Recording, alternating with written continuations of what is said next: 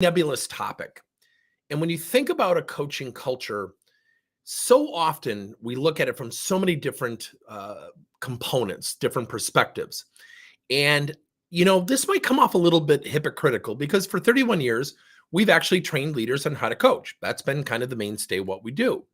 Yet over the last couple of years, one of the things that's happened very positively, not just for our business, but I think for the industry, is the virtual world came into play. And what that's allowed us to do is scale our interaction, have a greater cadence. I mean, I used to be flown out and I'd spend a week at a client site and, I'd get really good reviews and, come, teach our people how to coach. And I'd get the smiley face at the end of the week. You did a great job. And I'm just like, it's not going to sustain itself. So the pandemic got this virtual world where we're using Zoom and WebEx and having breakout rooms. And what it's really allowed us to do is create greater scalability to get people to learn how to coach. Okay. So number one, the first suggestion we would make on how to build a coaching culture is build out your coaching infrastructure. It sounds weird. Let me explain. So you have executive management, let's just call it upper management, middle management, and employees and individual contributors, just for simplicity. We always get the question, how do I get upper level management to coach? So when you build out an infrastructure, you have to do it from a variety of ways. Some executive teams will jump right in. I'm working with one right now out of Nebraska that has jumped in. The CEO leads off every session. It's going great. Not because of me. Has nothing to do with me because he's indoctrinated it into their culture. It has to come from him, not from me. I don't work there. Number two, you will have some who say, yeah, they're just not going to do it. They want to see how it goes. And I hate that. I hate the word pilot. I hate the word case study. I hate the word pilot test because it's a temporary commitment. So you're going to have temporary results. Yet with that being said, one of the best things that you can do is to do two things when you build your coaching infrastructure is to communicate upward. Here's some narratives. Here's some stories of success. Number two, here's some data. X% are getting better. X% in reduction in talent leaving our organization due to the following department's coaching. And then you communicate that information upwards. Now, the last thing I'm going to cover here is something, bullet number 5 is about infrastructure. Okay. And infrastructure is where wherever you go, you have to facilitate positivity. Certainly challenge people, give people constructive feedback, yet we have to promote positivity, help people feel good about getting better. The Gallup organization reports that people engage 8 times more when we lead with the good stuff. Now, let's look at another study. Gallup reports that 71% of people are neutral, just doing their job, or actively disengaged, meaning they're negative. Only 29% are actively engaged. So what does a leader do with, let's say, 10 people? Less than 3 are positive. So what do we do with those 3? Oh, we ignore them. Oh, we don't have to worry about them. Then we look at the 71%. We got to go fix them. Terrible attitudes, lack of motivation. They don't work well together, whatever it might be. And now they're spending time with 7 of the 10 people. They're ignoring the top talent who the recruiters typically call for. That's what we mean by coaching infrastructure. So what we have to do is realize the numbers are stacked against leaders. So there's 2 things. Bullet 4 and 5 will give you insight to how to build that infrastructure to create that coaching culture. Number 2, you have to train on a framework. Now we teach something called QALMS. So if you're looking for hopefully a cool article on Forbes magazine, we're published on coaching to resilience. And we teach this QALMS methodology. QALMS is QALMS, questions, activities, learning projects, motivators, and supplemental coaching. It's what we teach in our progress coaching training system. With that being said, what you have to also realize is that when you're training on a framework, it's like a speech. Now, people don't equate coaching to a speech, but if I asked you right now, say, hey, our guest speaker isn't showing up today. We've got 5,000 people out there. Just get up there and start talking. Would you do it? Would you be comfortable? You'd probably say, well, what's the topic? What bullet points do you want? You would start to ask questions about a framework. And so when we do a speech, what do? We have introduction, we have objectives, we have our main bullet points, we have summary to support the bullet points, whatever framework we use. But you would never get up in front of 1,000 people and say, yeah, I'm just going to shoot from the hip. I don't even know the topic. You would want a framework. Coaching requires the same thing. The stage is just different. whether you're coaching a group or someone one-on-one. The framework creates consistency. The framework creates authenticity. The framework creates predictable, sustainable results. So one of the primary things in our framework that we teach is coach to one thing. Don't coach to 7 things. It's like golf. If a golf instructor covered every component of the golf swing at every single lesson, you wouldn't assimilate anything. It's too much. So if you're coaching somebody who's lacking motivation, they have a negative attitude, they want to become a future leader, and oh, by the way, they just don't listen very well, you're not going to coach to all 4 of those things. Pick one. When you pick one and you have traction and you have success, their association becomes what? This is working. This is good. So when you're coaching, you have to have a framework. It's a map, not only to develop talent, it's also a map to literally have conversations. It's not a script, it's a framework. Number 3, I cannot stress this enough. If your people are going to become coaches and you want a coaching infrastructure, number 1, they are learning a new language. Number 2, if they do not practice it, they will not arbitrarily improve. It will not happen. So think about a pro athlete. You're a GM, you just got the job. You're going to go in, you're going to meet with the players, you're going to meet with the coaches and say, forget practice. We'll just see you Sundays at the game. It's going to be awesome. You probably think what I just said is crazy. So why do we as leaders undermine our own ability to have success by saying, I just don't have time? Yes, you do have time. And I had a really good friend of mine, Jessica Druckman, made a great comment to me once, and I'll never forget it. She goes, I think I made a rhetorical, kind of sarcastic comment like, well, if you're not coaching, then you're actually choosing to interview, because when you say you don't have time to coach, well, where does the time come from when you got to re-interview somebody because your talent left? And she said, well, I think people do pick interviewing. I said, what are you talking about? She said, but think about it, Tim. It's more pleasurable. They know how to interview. They put their best foot forward. The other person puts their best foot forward. It's not challenging people, even though we need to. And I'm like, that's a great point. So we have to be conscientious of the fact that if we're not practicing, we're not getting better. And if we don't practice and we don't get better and people leave, it just becomes a self-fulfilling prophecy. Now, one of the things that I would encourage you to think about is something that most people don't teach to build out your coaching culture, your infrastructure. So I'm back to point number 1. This should be a sub-point of infrastructure. But number 4 is you're going to teach and facilitate employee coaching and feedback acceptance. I'll give you one of the great examples. Listening chats. Have people in your team every 2 weeks meet with a partner and ask their teammate, what are 2 things they do exceptionally well? And what's that one area where you would encourage me to explore to improve? Stay away from the word constructive feedback. Use something that we call structured feedback. Here's the funny thing. When you do those things, the rule of engagement is you can only say thank you. Most of the time people say what? Well, could you give me an example? They don't want an example. They want an example so they can have some information to prove you wrong, to explain away your perception. When they do that over a period of time, then have them journal from the feedback sessions. What have you learned about yourself you're positively committed to improving? That's a self-awareness question.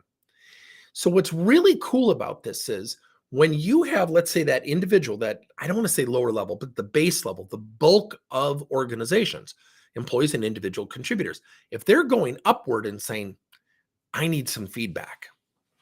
I need some feedback sideways from my teammates. I need to look in that mirror, because I guarantee you 85% of your people, according to the study by Tasha Eurich in her book Insight report, people significantly lack self-awareness. What do most people do when you say, geez, Grant, you've got kind of a negative attitude? You know what? I knew I had a problem. You're right. I have been just a pain in the butt to so many people. Nobody reacts that way. They go into a highly defensive state, which precipitates and really accelerates their lack of self-awareness. So when you are teaching people how to accept feedback, to seek coaching, that communication goes upward. It grabs people above them and pulls them in and says, please have a conversation with me. Now, when we go back to coaching infrastructure, yes, I think everything should start at the top. Some will, some won't. Yet if you can get people at individual contributor level to management, to middle management, asking executive management for assistance, you can also scale coaching upward. It doesn't always have to be a downward trajectory. And it can also be sideways. Number 5, the infrastructure against that 71 to 29% ratio. Think about a leader who has 7 employees who are just neutral, doing their job or actively disengaged. They're at the water cooler talking negatively. Then you've got 3 people, 30%, that are positive. Now, here's the funny thing about positive people. They typically will do sometimes the bulk of the work and they'll have their heads down. They're running the plays like a player. They're not looking up to recruit people who are neutral. They're not looking up to recruit the negative people because they're doing their jobs. It's just not part of their repertoire. And how often do we hear, well, I'm not the boss. I can't confront that person. So I would encourage you now, of course, we have a program like this, but I would encourage you to start a coaching champion program using everyday conversations to promote positivity and challenge those who are struggling with positivity. Teach framing techniques. I'll give you the simple one that is so easy. How often do we hear people complain and they take things out of context? They're not factual. They're not accurate. They take things out of context, right? So one of the things that you can do is to teach a group of people a very formal program and a progression where they're continually improving to use everyday conversations to not only protect their teams, but to protect the organization, which goes right back to strengthening the organization as a whole, which builds out the infrastructure from the inside out. But coaching champions will use framing techniques such as, well, Julie, I know you seem really frustrated. What are you going to do to successfully engage with Bob based on that project? And how do you think that might help you if you did have positive engagement? That technique is called a self-actualized question. That frames out a different response. Now, if I were to say, Julie, what does he do to frustrate you? Oh, and then she starts answering and it starts to solidify itself. That Bob is really a pain in my rear. Yeah, you're right. I don't like that guy. I don't work with him. People are very emotional creatures. We all are. So when we're using things like teaching and facilitating feedback, we're teaching people to also listen and be present. All too often, we're thinking about what we want to say while someone is talking. Coaching champions are looking at people and saying, wow, John, I want to say in front of the group that last 2 projects he did with me, everybody, he was fantastic. His graphs, his printed reports were accurate. He was so great to work with. I just wanted to share that with the group. And then maybe in the hallway, that person sees somebody like Tony who's being negative. Then they've got to challenge them. And so often, what happens inside our organizations, the few that are negative, the few have a lot of power. The elephant in the room is so much bigger than we give it credit for. Here's why. When we see people at the water cooler being negative, what do? Do we walk towards it or do we walk away from it if we're positive? We typically walk away. The people over there have nonverbal permission. Just keep going. And it becomes a self-fulfilling prophecy. So when you're building out an infrastructure, you've got to build out leaders knowing how to coach, schedule time with their people. They're going to practice, so they're going to get better. It's not going to be perfect right out of the gate. And if you can get people asking and seeking feedback and just being quiet, that will help the organization. That will help the infrastructure. And if you formally train people on how to become coaching champions, to really invest, what's ultimately going to happen is you're going to position people to challenge and help one another. Let me give you a great example. One of my coaching champions at one of our client sites had somebody who was really struggling, and the person was really recruiting. See, here's the funny thing about negative people, and it's not always just negative people. People who are neutral or actively disengaged may not know what they want to do. They might just be lacking motivation, but doing a decent job. It's not always a negative attitude, so I want to be clear on that. This person in this particular case was being negative, and one of our coaching champions went up to this person and said, I've been listening to you from afar, and I want to challenge you on something. You have a choice. You can sit here in the hallway and kind of gripe about it. She used a different term. Or you could take some time to think about what you're going to do to successfully make it right. That's a choice. I don't care what your answer is. I just wanted to leave that with you. I hope it's helped you in some way. Walked away. And the person who was exhibiting this negativity was ready for the battle, right? And what this person used was a framing technique called reflective coaching. They're using time. And you could see the person kind of go, oh, they stopped griping. Their negativity, they weren't less negative, but they didn't exhibit that negativity because when they saw that person coming, they were expecting confrontation. They were ready. See, negative people are ready to protect their negativity. They're ready to fight. Here's the funny thing. When that occurred, this person went in, used some of the techniques we taught, and did it with a smile and said, I've been listening to you from a distance. You seem really upset, and I feel for you. And I want to plant a seed with you. Would that be okay? Person goes, yeah, okay, sure. You have a choice. You can continue griping about it out here within earshot, because I've heard you. You weren't talking to me. I'm not in your group, so I apologize. Wasn't eavesdropping. Or you could figure out a way of how to make this right and make it better. And I'm wondering if there's tremendous benefit to you. Hope it helps. Got up and walked away. See, most people, when they hear the word term coaching champion, I don't want to confront people. I don't want to get people in a headlock. I don't want to get in any fights. I work with these people. That's what a coaching champion does. They learn conversational skills where they can protect the team. They can promote positivity and they can challenge those who are struggling with it. And people who struggle with positivity, I promise you, they want the help. They just don't know how to do it because they also practice negativity. They're good at it. So number one, build out your infrastructure. If you can start from the top down, fantastic. If you can start from the middle, make sure you start grabbing that data. Use a framework. If it's not our framework, use a conversation model. I'm promising you, you will not do a speech. You will not run an agenda. It's also like a meeting agenda. Would you really go in and someone says, so Bob, Susie, what are we doing at today's meeting? I don't know. We'll see what happens when we get in there. That's why we have typed out agendas. It's the same thing with conversations. I cannot say this enough, and I'm going to make a comment. One of the things that we did, and I think we're going to do it again, one of our coaches, Chris Holcomb, good buddy of mine, we did a live training magazine webinar once. We had no content. People could put in situations and we would role play it. And we would have people say, oh, this is so cool. How'd you do that on the spot? I'm just well rehearsed and well practiced.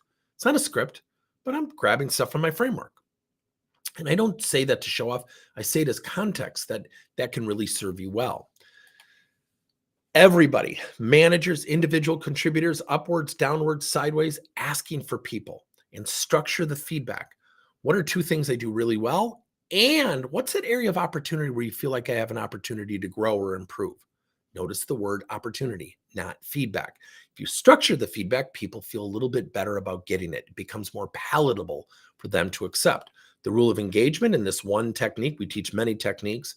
One technique is just to say thank you. Most people go into rebuttal state. Yeah, could you give me an example? Well, yeah. See, in that example, they want to fight it. They don't want an example. And then last, put the odds and percentages in your favor. Have every manager in your company, think about this, with 2 or 3 people formally trained on how to challenge other people who are struggling with positivity and to promote positivity. What would happen to that teeter-totter of engagement? It would go in the favor of the leader, but more importantly, it would, from the inside out, build out the coaching infrastructure, which would help us do what? Build a coaching culture. If you have any questions, put them into the chat. Also, if you're interested in our Coaching Champion program, just put yes to Coaching Champion in the chat, or you can message me directly and say Coaching Champion information, or just put Coaching Champion. We'll get you some information. And then if you're intrigued by the program, it's a really cool program. This is not designed to be a big sales pitch, but it is teaching everyday how to use everyday conversations to promote everyday positivity within your team environment, your departmental environment, and certainly your organization as a whole. Thanks, everybody. Have a great rest of your week.